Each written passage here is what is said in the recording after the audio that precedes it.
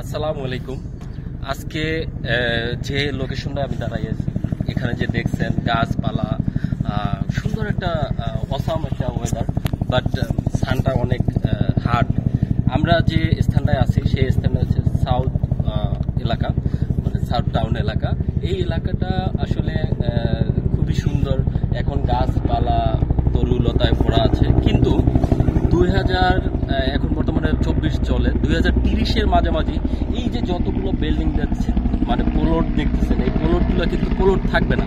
এগুলো সব জায়গায় কিন্তু বিল্ডিংয়ে বিল্ডিংয়ে বিল্ডিংয়ে ভরপুর হয়ে যাবে। কিন্তু আমার একটা কোশ্চেন হলো, এই ঢাকা সিটির ভিতরে লাখো কোটি কোটি মানুষ বসবাস করে, কিন্তু এই যে প্লট, এখানে যে প্লটগুলো করা হয়েছে, এই প্লটগুলো আসলে কারা থাকবে?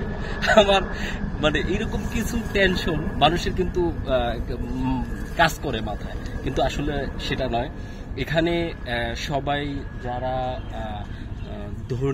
ধনাঢ্য যে লোকগুলো আছে ঢাকা সিটির ভিতরে, তারা ফার্ম হাউস করে এখানে।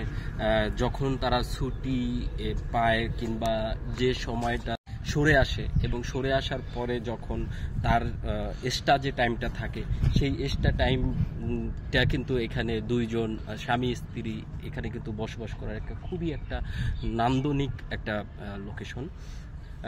আপনাদের একটু ঘুরিয়ে দেখাবো আজকের সাউথ টাউন এলাকাটা।